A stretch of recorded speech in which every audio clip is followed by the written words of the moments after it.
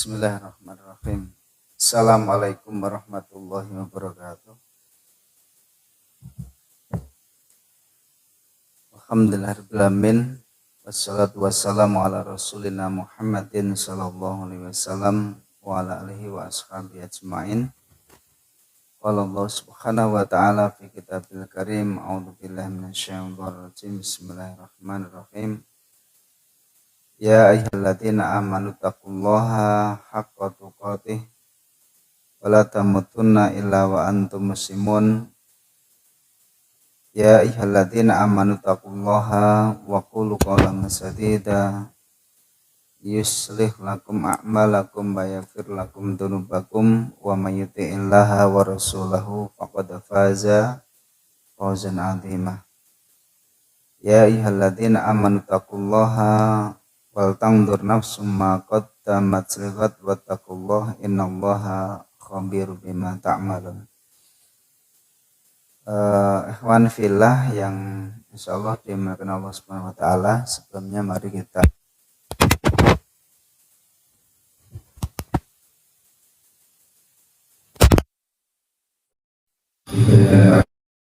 semuanya. Semoga kita semuanya menjadi abdan syakuro, hamba yang pandai bersyukur dengan nikmat tersebut, sehingga nikmat tersebut Allah tetapkan atau Allah tambahkan kepada kita semuanya. Karena itu perintah Allah Subhanahu wa taala, wa amma bi ni'mati rabbika fahadis, maka terhadap nikmat yang telah Allah berikan kepada kita semuanya maka fahadis. Fahadis itu ceritakan atau tampakkan nikmat tersebut dalam lisan kita, dalam perbuatan kita. Ihwani fillah yang dirahmati Allah Subhanahu wa taala, langsung saja kita lanjutkan kajian kita. Sebelumnya mari kita awali kajian malam hari ini membaca basmalah. Bismillahirrahmanirrahim. Taib, tadi saya tanyakan bab terakhir kita kemarin apa. Kalau nggak salah dulu kita sampaikan sunanis sholat, sunah sholat. Artinya di dalam sholat itu ada yang wajib atau dia termasuk rukun, ada yang termasuk sunah-sunah, ada pula yang dimakruhkan. Ya, secara hukum fikih tiga hal ini memang harus tahu, sehingga nanti jangan sampai kita ini tidak tahu yang wajib ataupun sesuatu yang merupakan rukun sholat, akhirnya sholat kita itu tidak sah. Ya, karena namanya rukun itu sesuatu yang harus dikerjakan, manakala ditinggalkan dengan sengaja maka sholatnya tidak sah. Ya, tapi kalau ditinggalkan bukan karena kesengajaan, maka di sana nanti ada kewajiban namanya apa? Sujud sahwi, baik dia kurang ataupun ketambahan. Kalau dia tahu maka dia sujud sahwi, itu kalau yang sifatnya rukun ya. Kalau yang sunah-sunah, tentunya sunah itu adalah merupakan penyempurna, artinya sesuatu yang sifatnya fardu itu pun juga dirasa kurang sempurna atau kurang bernilai lebih manakala kita tidak menghiasi yang wajib itu dengan yang sunnah. Jadi ibarat kalau kita punya rumah itu alah sing wajib sing penting megrok payung kan gitu ya bahasanya. Tapi nek ger megrok payung kan ya disawang ya kurang Pak, kurang marem atau apalah kan gitu ya, ditempati ya mungkin belum terasa nyaman. Berarti di situ perlu dihias ataupun diberi pernik yang itu menjadi penyempurna. Maka sunnah-sunnah ini sifatnya adalah untuk penyempurna, ya, penyempurna supaya sesuatu itu punya kesan yang nikmat, yang indah, terasa orang yang melakukannya bisa menikmatinya. Maksud saya, seseorang yang memperhatikan sunnah-sunnah sholat, maka dia akan lebih merasakan nikmatnya sholat gitu loh. Jadi karena dalam sholat itu ada namanya ladzah, yaitu kenikmatan. Jadi setiap kita melakukan amal ketaatan, contohnya sholat, itu sebenarnya itu ada namanya ladzah. Maka sampai Syekhul Islam Ibnu Taimiyah mengatakan di dunia ini sebenarnya ada nikmat surgawi, ya. Di dunia ini sebenarnya ada nikmat surgawi.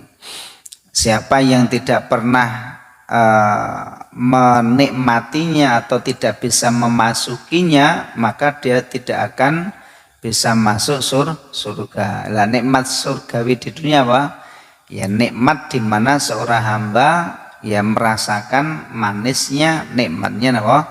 Ibadah. Berarti ibadah itu maknanya jangan sampai hanya yang penting nama Mas kelakon rampung, bukan, tapi bagaimana memang ibadah itu tertunaikan dengan tertunaikan dengan baik dan sempurna, kan itu ya. Karena sahabat Ali radhiyallahu ta'ala anhu beliau mengatakan, janganlah kalian itu sekedar beramal. Kalau itu sholat, jangan yang penting sholat gitu lah. Jadi janganlah kalian itu sebatas yang penting beramal, tapi perhatikan kualitas, ya, kualitasnya amal.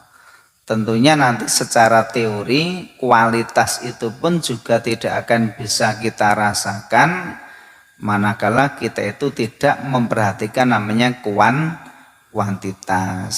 Contoh jenengan awake dhewe ya tingkatannya baru latihan sholat, awalnya belum biasa sholat dengan tertib, atau senengnya sholatnya senengnya ketinggalan, atau sholatnya senengnya manggone neng buri, mungkin gitu ya.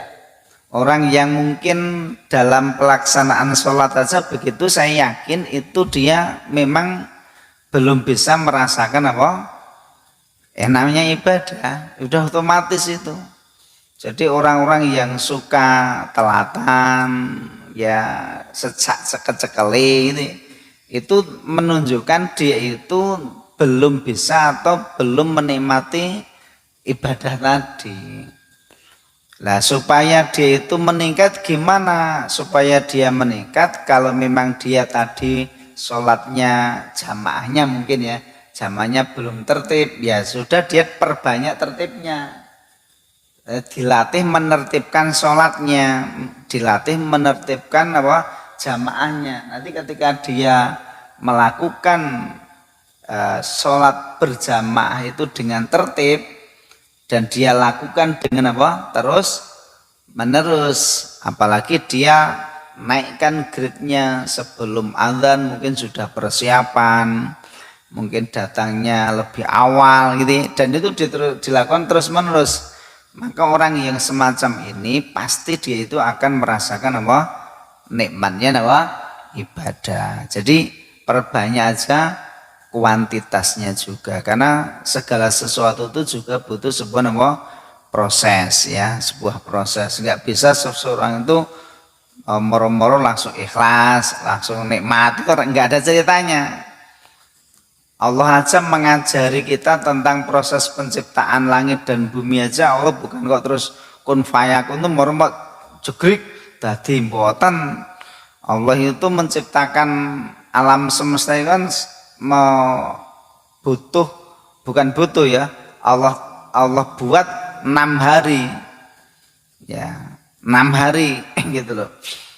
Bukan kok berarti Allah itu tidak mampu apa itu seketika, bukan begitu. Itu mengajari bahwasanya Allah itu mengajari juga kepada kita segala sesuatu itu apa ada apa tahapan-tahapan, dan itu tahapan itu menjadi sunatullah gitu loh. Ya, seperti malam berpindah kepada siang itu orang kok jegrik gitu. Jadi pelan akhirnya pindah jadi siang kan gitu ya. Kemudian begitu juga gitu. Orang mau baik tidak serta-merta langsung baik karena dia harus ditok dulu. Maunya dia itu awalnya tidak baik kan dia harus ditok dulu. Pembersihan tobat dulu, ya toh?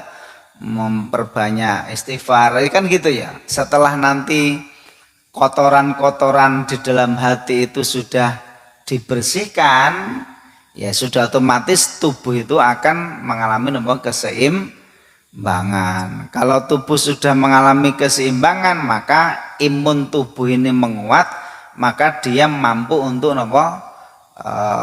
menghadapi nangkis setiap hal-hal yang bisa merusak kesehatan tubuh kan itu ya. Sama halnya juga tadi orang itu enggak moro-moro langsung apik, enggak bisa, enggak, ditop dulu Pak, bertobat dulu, kemudian harus dia berkumpul dengan orang-orang yang istiqomah kan gitu ya, kemudian dia harus belajar dulu menuntut ilmu kan gitu. Jadi enggak serta merta. Tadi pakai proses. Jadi elek yang ngono. Pencuri kelas kakap itu bukan kok moro-moro langsung jadi pencuri kelas kakap, enggak. Dia pasti melakukan ya pencurian yang levelnya kecil-kecil dulu. Kemudian jadi kebiasaan, dikira nyaman kan gitu ya. Lama kelamaan jadi profesi, hanya jadi seorang nek bahasanya bukan pencuri lagi Pak. Nek penyamun ataupun penjambret ataupun dan seterusnya kan gitu ya. Ya, toib ini cuma tambahan saja. Jadi artinya bahwasanya sesuatu yang sunnah itu kenapa Rasul juga contohkan ya, sebagai bentuk bahwasanya Rasul itu memerintahkan supaya kita kalau itu adalah masalah sholat, supaya kita pun juga menjalani sholat dengan sempurna. Ya, bisa difahami ya. Plus yang ketiga adalah mengetahui namanya makruhatus sholat, hal yang dimakruhkan. Ya. Ya, kalau makruh itu gimana? Makruh itu sesuatu yang dibenci atau sesuatu yang mengurangi. Memang tidak sampai membatalkan Pak, cuman mengurangi kesempurnaan sholat. Ya, jadi mengurangi kesempurnaan sholat. Nah, kalau makruh itu dilakukan terus-menerus gimana? Ya, akan menjadi sesuatu yang diremehkan, akhirnya bisa saja dia itu menjadikan kualitas ibadah seseorang itu berkurang dan bisa lama kelamaan karena sudah otomatis dia tidak bisa merasakan buah manisnya ibadah, ya suwe jelek gitu Mas. Suwe jelek aku sholat seprono sepune kok renek peningkatan ya, karena kamu dalam sholatnya itu kamu tuh begitu.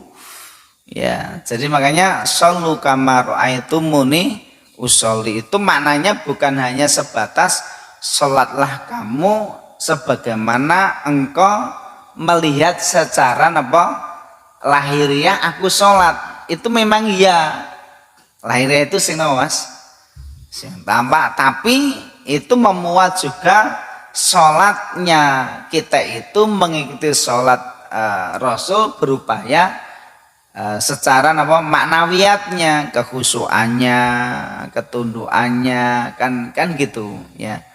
Maka nanti ketika orang itu bisa melakukan sesuatu secara lahir dan juga batin, maka menjadi sempurna. Tapi nek jenengan melakukan sesuatu hanya lahir, nanti kering ya, kering itu ya dirasa tidak nikmat. Nah, karena kering gitu ya.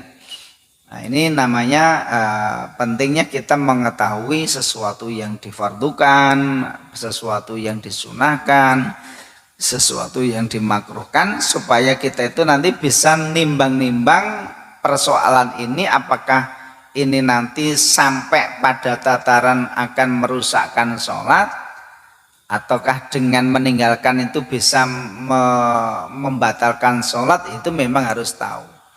Ya, mbak-mbak, pelajaran seperti ini kalau di ranah orang awam itu sangat penting, Mbak, itu.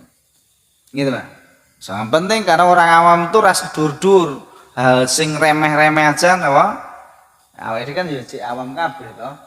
Kalau sing sepele-sepele aja kan masih banyak yang tidak tahu, apalagi yang standar di bawah orang-orang yang sama sekali jauh dari mungkin ilmu dan sebagainya, sehingga nanti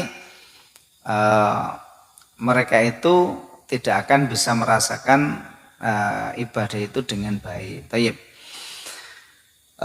Saya ulangi sedikit, kemarin atau dulu sudah kita sampaikan sunah-sunah sholat itu kan dibagi menjadi 3 nih. Yang pertama adalah sunatul aqwal. Sunatul aqwal itu sunah-sunah sholat yang itu terkait dengan ucapan-ucapan, ya, seperti apa? Membaca doa iftitah. Jadi iftitah itu menurut para ulama itu tidak tergolong wajib. Artinya nanti ketika orang tidak membaca iftitah itu tidak sampai membatalkan sholat, hanya saja sholatnya kurang sempurna, neng tidak sampai batal. Jadi seperti istiftah, kemudian ta'awud, ya, membaca a'udzubillah. Ya, a'udzubillah dulu saya sampaikan para ulama berbeda pendapat di dalam mengucapkan a'udzubillah, apakah di setiap awal ketika mau membaca Al-Fatihah atau hanya di awal Al-Fatihah yang rakaat pertama. Nek saya mengikuti pendapat di rakaat pertama, jadi tidak. Tapi kalau dia setiap mau tahun nggak ada masalah, ya nggak ada masalah. Jadi ta'awud itu juga bukan termasuk yang wajib, tapi dia sunnah, dan itu penting, ya, karena memang kita mau berzikir, kita mau membaca Al-Quran, di situ kan fasta'id billahi minasyaitonir rajim, ya. Kemudian membaca takmin, membaca amin, dan seterusnya. Saya kira enggak saya ulang lagi, Mas. Kemudian yang sunatul af'al, af'al seperti mengangkat kedua tangan, ya, itu memang sunnah, nggak wajib, ya. Tapi coba mang bayangkan jenengan sholat kok moro-moro sedekap ya patut, ya, kan jadi aneh gitu ya, meskipun ya sah ya sah. Nah, tapi nanti dianggap kurang sempurna. Mengangkat kedua tangan ketika takbiratul ihram, kemudian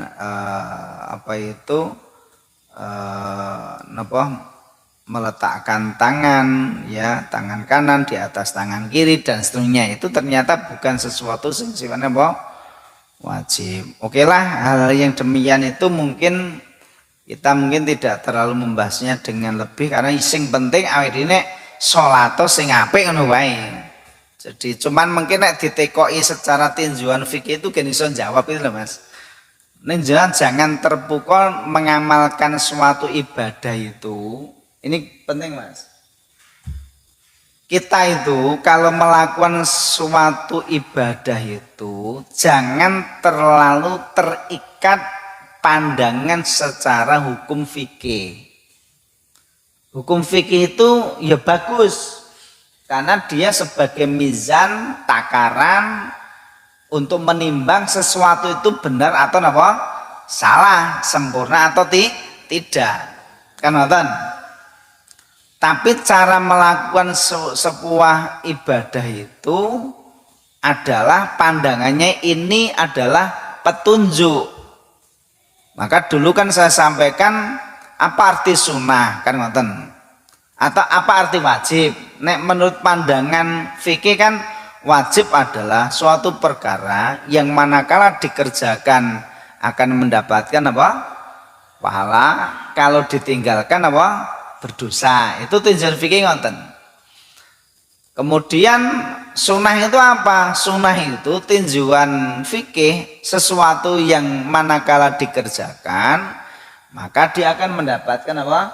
Pahala. Kalau ditinggalkan gimana? Ya enggak dosa, ini sunnah. Itu pandangan apa? Fikih. Nah kalau pandangan bukan fikih, pandangan apa itu petunjuk Rasul. Sunnah itu kalau kamu kerjakan itu kamu akan mendapatkan pahala, keutamaan dan bla bla bla bla itu yang sangat besar.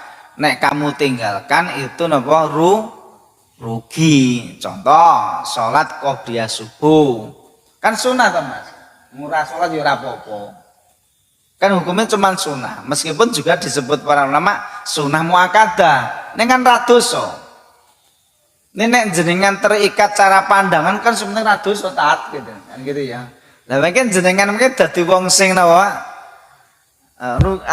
papeko kan itu. Lah cara yang benar itu adalah itu petunjuk Rasul, karena Rasul mengatakan wa ma'atakumur rasul fakhuduhu wa manahakum anhu tahu. Apa yang telah datang dari Rasul ya udah dikerjakan. Fakhuduh itu kan ambil, dan apa yang dilarang ya tinggalkan gitu aja gitu ya. Itu tanda seperti itu. Kita lanjutkan, yaitu tentang fi bayani mayukrahu fi shalah. Kita terangkan tentang penjelasan tentang sesuatu yang dimakruhkan di dalam apa? Salat. Saya baca aja ya. Yukrahu fi sholati al-iltifatu biwajhi wa sadrihi. Jadi dimakruhkan seseorang ketika sholat itu iltifat tuh jawane apa? Noleh, Indonesianya apa Mas? Memalingkan ya. Memalingkan wajahnya wa sadrihi, dan begitu juga memalingkan dadanya. Maksudnya memalingkan apa? Dari arah kiblat. Kiblat itu apa? Kiblat itu bukan kak kulon. Kiblat itu arah Ka'bah. Landelala dia kan arah Ka'bah kan ke barat gitu loh. Mosok mungkin naik mereka mungkin naik kono kan ngetan gitu kan gitu. Jadi kiblat itu arah Ka'bah. Arah Ka'bah itu memang menjadi punjernya manusia. Jadi semua manusia itu mengerucut ke Ka'bah itu, karena Ka'bah itu jadi puncere bumi. Jadi kalau ini saya ibaratkan ini bulan ya Mas, itu kan tak kasih tali ya, kemudian kan bulan itu tak napa Mas, tak ubengke. Lah singgon napa tancapan napa tali saya di sini itu adalah Ka'bahnya itu. Jadi Ka'bah itu menjadi napa pusatnya. Maka nek Ka'bah ini sudah tidak ada yang mentowafi, ya bumi ini akan kehilangan apa? Keseimbangan. Kayak itu Baitul Ma'mur, maka itu ditowafi juga oleh para malaikat. Maka besok tanda hari kiamat besar itu di antara Ka'bah itu sudah tidak ditowafi. Lah nek Ka'bah tidak ditowafi itu tanda-tanda apa kehancuran itu ya. Ya ini gitu ya. Jadi membelakangi atau tidak menghadap ke arah kiblat ya, dengan wajahnya dan juga dadanya. Itu makruh. Liqouli sallallahu alaihi wasallam huwa ikhtilasun yahtalisu asyaiton min sholatil abdi.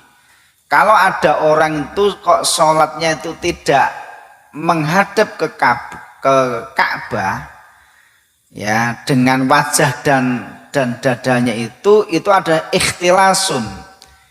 Ikhtilasun itu maknanya itu adalah merupakan godaan setan.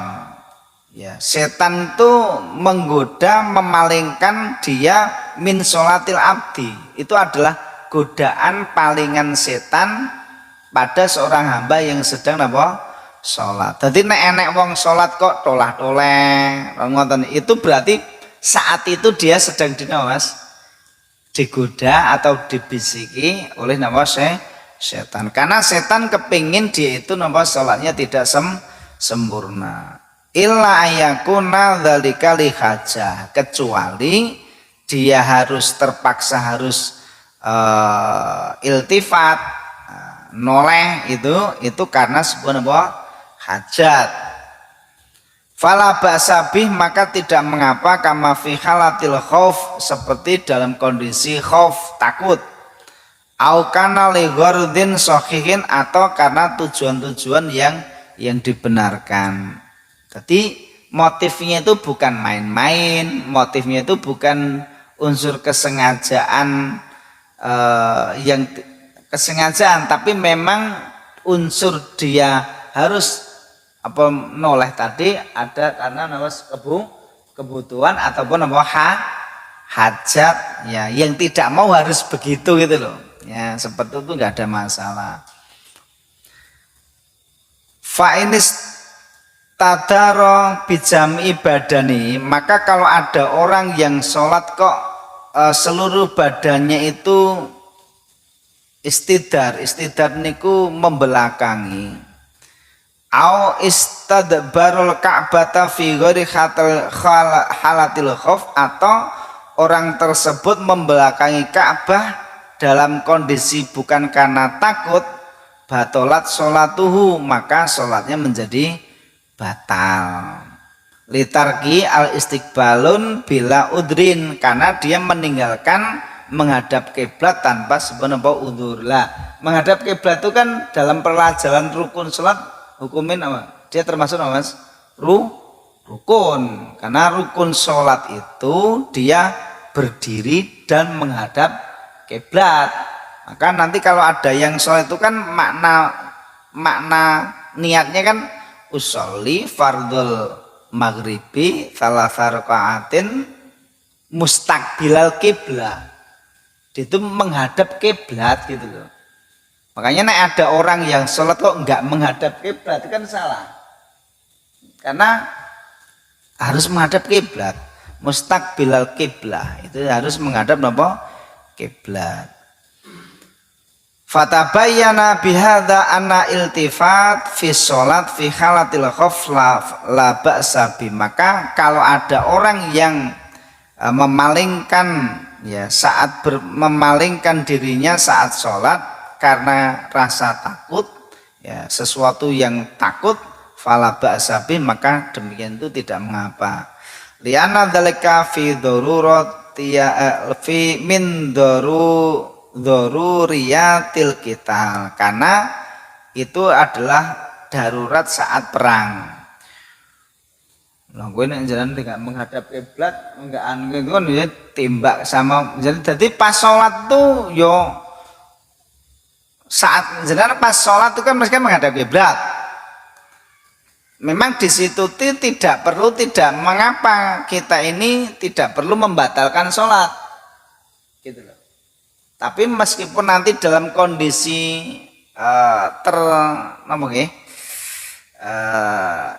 dalam kondisi itu terencana, maka ada namanya sholat khauf. Nanti sudah ada beda fikihnya.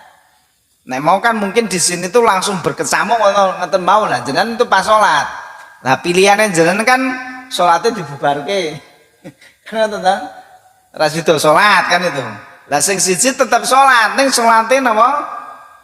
Dalam kondisi napa? Tidak menghadap kiblat, tapi saat itu jangan pas takbiratul ihram itu menghadap apa kiblat. Lah pada saat itu musuh datang lah jenengan itu bisa itu. Tapi ini sesuatu yang mungkin ya karena mungkin saat ini alhamdulillah kita tidak mendapati seperti ini, ya nggak usah dibahas ndaki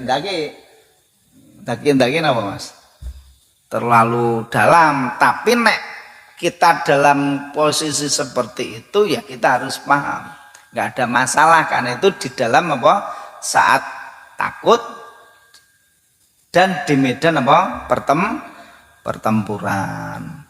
Wa in kana fi ghairi halatil khauf, kalau ada orang yang bukan karena kondisi takut, fa in kana bil wajhi, kalau dia berpalingnya itu dengan wajahnya, wasodri fakot, dan dadanya saja, fakot dunal bagiatil badan, dan tidak, ya bukan seluruh badan, maka fala ba'sa, maka demi itu tidak mengapa. Faham maksud saya?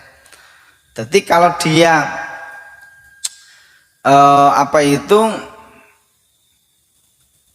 fa in kana bil wajhi wa sodri, kalau saat itu dia hanya sebatas wajah dan sodrinya, tidak semua badannya, maka demikian itu tidak mengapa. Fa in kana hajatin, kalau itu karena hajat fala ba'sa bi, maka tidak mengapa. Nah, gitu ya. Kemudian wa yukrahu fi sholati raf'ul basar ila sama. Nah, ini yang sering, ini dari kalangan awam itu sering.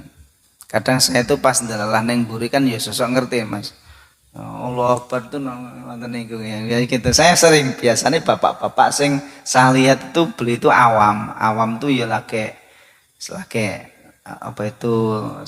itu bisa lihat itu kadang pas takbir Allah Akbar, nah itu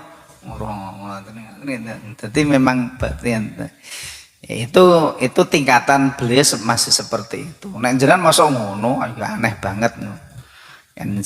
Maka di sini dimakruhkan seseorang sholat itu mengangkat pandangannya ke langit, karena yang diperintahkan itu nek sholat itu yang dilihat napa? Tempat sujud. Lah nek salat kok rono ngikuti ya itu kan jenenge tukaya wong tulanan. Secara adab saja itu tidak baik. Coba jenengan ini saya ngisi pengajian. Saya kan secara adab taklim wa ta'alum ini kan adab yang sempurna kan aku ngomong ki ya dirungokke. Jenengan ya mirengke sing napa? Sing tenanan gitu loh, itu adabnya. Mang bayangkan apabila jenengan ngarep kula mriki, aku lagi ngomong serius, jenengan tolah-toleh rono-rono itu kan ya aku kan ya merasa kaya jenengan sepeleke kan gitu, dan itu ya ujian saya, tapi kan itu nggak baik, karena demikian itu akan menyebabkan jenengan ya ora oleh ilmu, ya terhalang dari ilmu, dan itu merupakan sesuatu tidak baik. Karena wong itu kudunya memperhatikan, ya seperti itu. Lah apalagi sholat itu kan jangan disamakan dengan seperti saya tadi.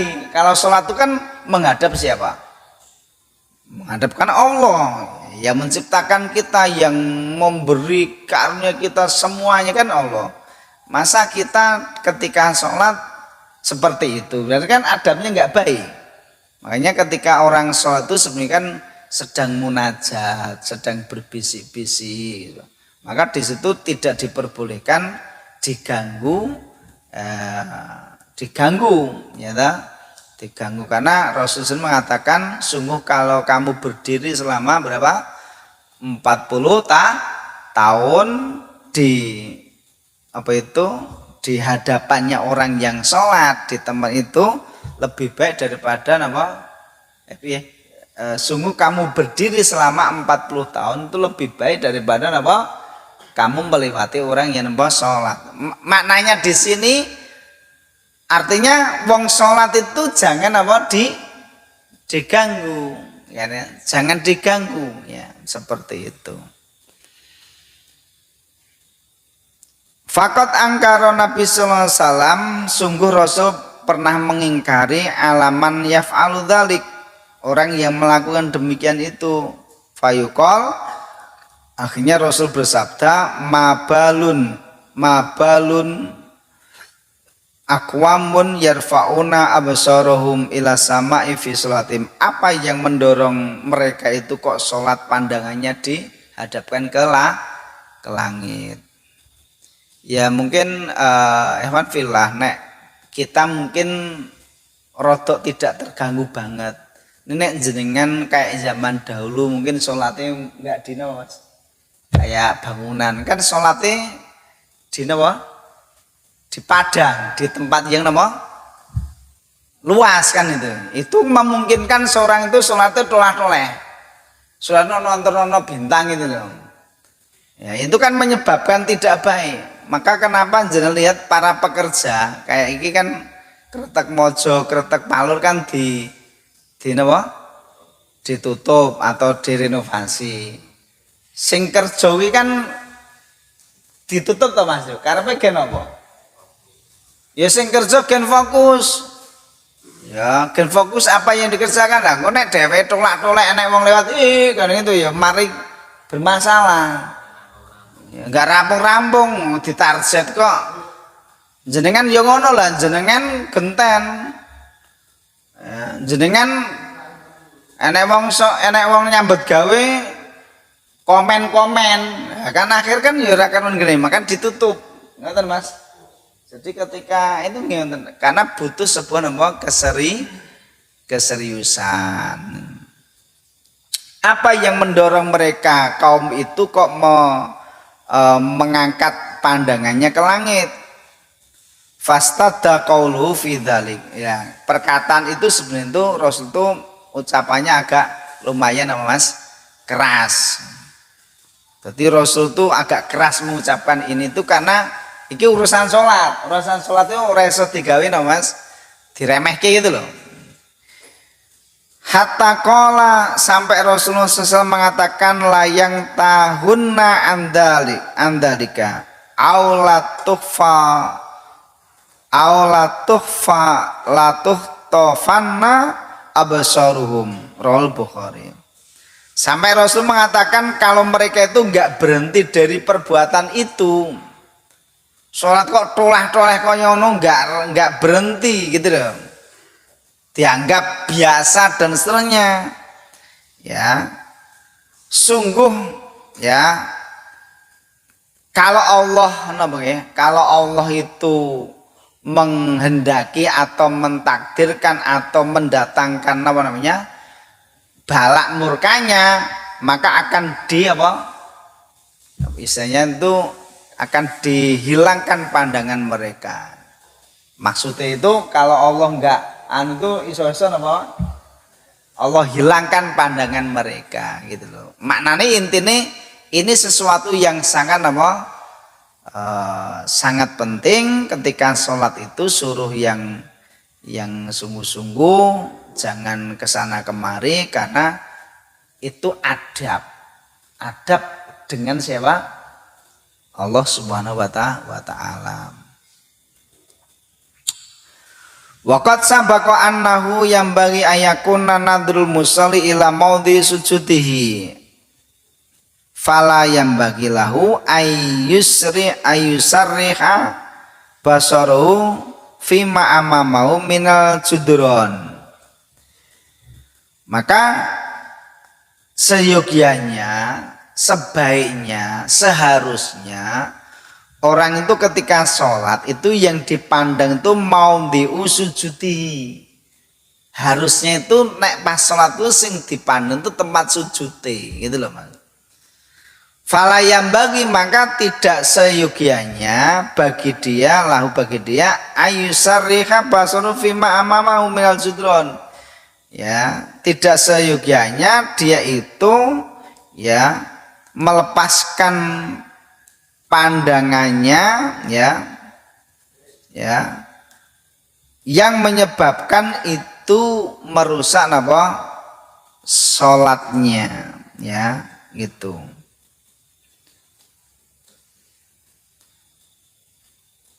Dan juga seyogianya pandangannya itu fokus di tempat sujudnya. Kenapa? Kalau kita tidak fokus atau tidak tertuju di tempat sujud kita, itu akan menjadikan suasana batin kita itu akan terganggu. Jangkrik lewat ini kan gitu. terus enek neng salat nggo kaos tulisane ning kene enek Honda atau PDI atau EA gitu. Jadi kan salatnya tak akhirkan jalan batin.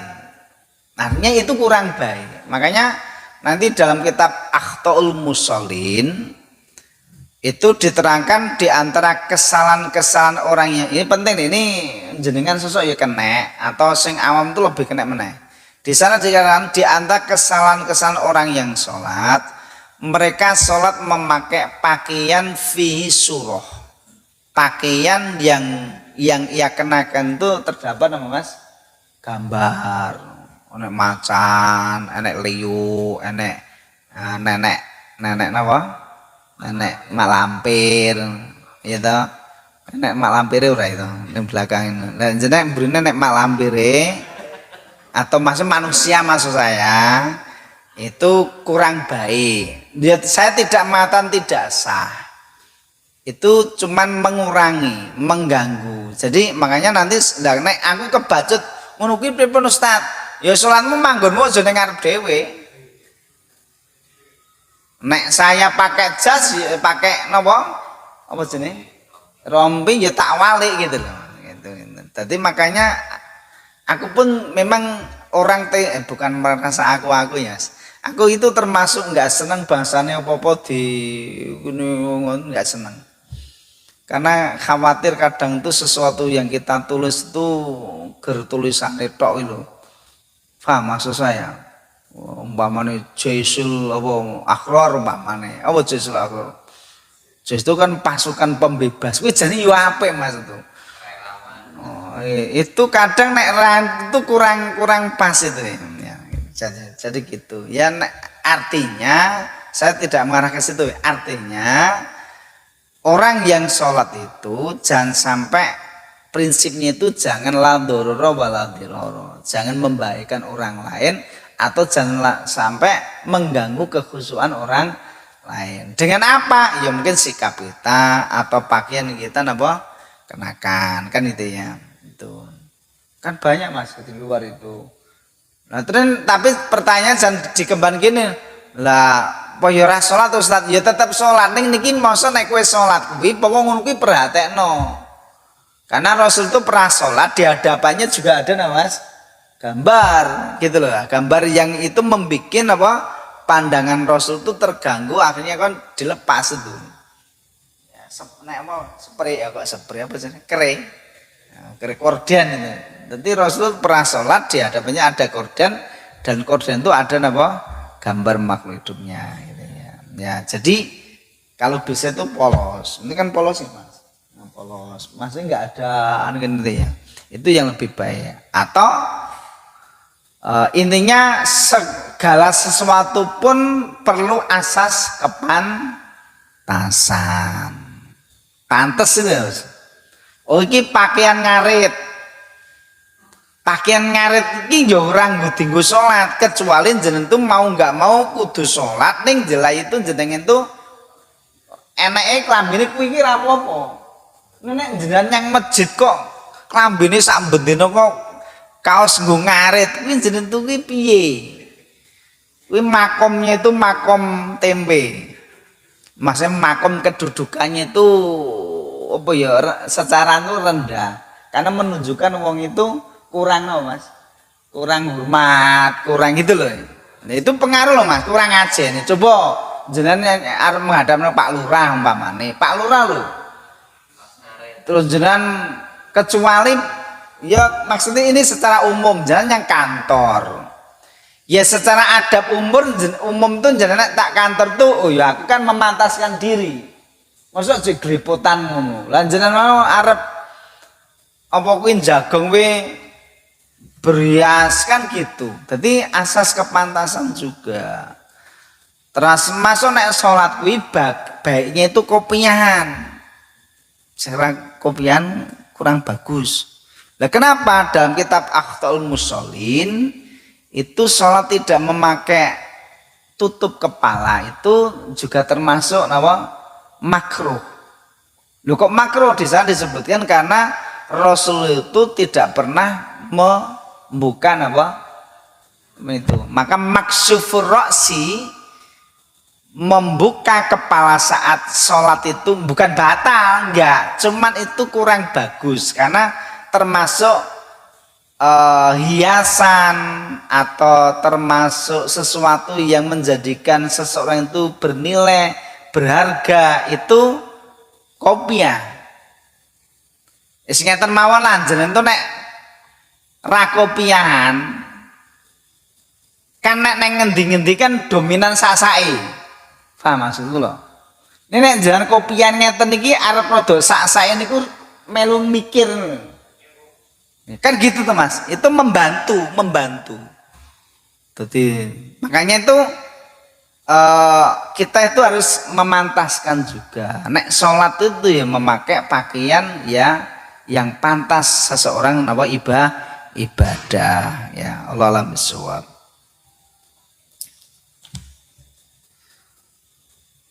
Kemudian wa yukrahu fi sholati taghmidu ainaihi li ghairi hajah, dan dimakruhkan sholat itu dengan memejamkan matanya tanpa ada hajat. Jadi merem, sholat itu merem terus ngaten iki. Itu makruh.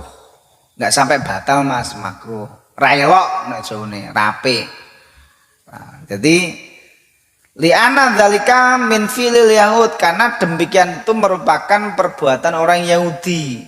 Wa in kana atamid li hajatin ka ayakuna amamau ma yuhawisu alaihi salatau kazi kharifi wa tazwiki fala yukrahu igmadu ainihi anhu ya.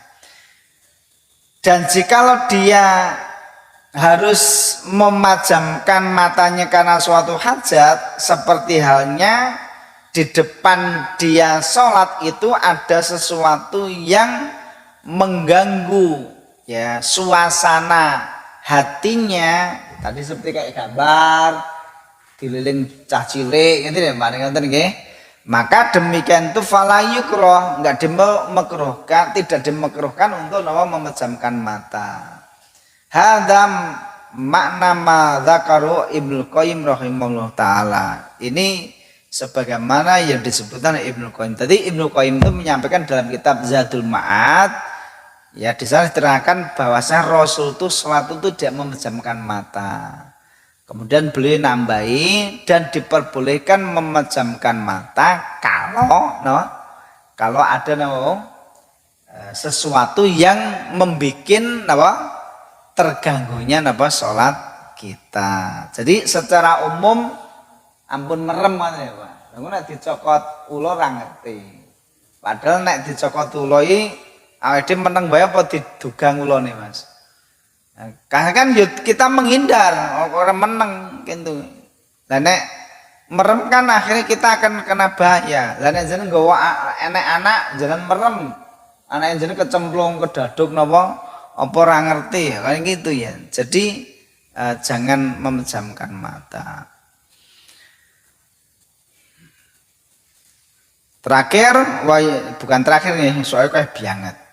Wa yukrahu fi sholati ayastanida ila jidarin wa nahwi hal qiyam, dan dimakruhkan sholat dengan bersandar pada jidar. Jidar itu tembok ya, ataupun semisalnya saat berdiri. Illa min hajatin, kecuali karena suatu hajat, li'anahu yuzilu masyaqatal qiyam, mungkin saja karena dia itu sangat berdiri sangat berat saat berdiri, mumet atau apa gitu kan, bisa seperti itu. Jadi intinya dalam kondisi normal ojo sholat karo Mas senden. Coba jeneng itu nek sehat ngeten iki kok karo senden tuh jeneng itu nek ditonton lahiriah itu jeneng apa? Mesti wong males kuwi mau. Salat kok kaya ngene-ngene. Itu secara lahiriah mah itu wong iki salate males kuwi. Gitu Mas. Itu. Ya toh Mas, jangan bayangkan malas toh itu. Itu salat kok senden-senden. Lah oleh senden ora oleh kalau karena ada kondisi napa? Tertentu, seperti dia beratnya dia berdiri, mungkin pas saat itu Pak semua yut gitu ya, seperti itu. Lah nek posisine ora nang nggon cedhak tembok gimana Ustaz? ya lungguh. Ya ta, boleh lungguh. Ya. Meskipun imamnya berdiri jangan lungguh karena memang jangan kondisinya nggak mampu no berdiri. Apa meneh jangan sholat sunnah. Kalau sholat sunnah itu tidak mengharuskan apa harus berdiri, duduk aja boleh. Wa huwa ayu farisha qadamaihi kok iki kleru. Fa'in fa'alahu li hajatin kamarodin wa nafi falabasa bima. Demikian itu, mengerjakan demikian itu tidak ada masalah seperti halnya seseorang ketika sakit ya.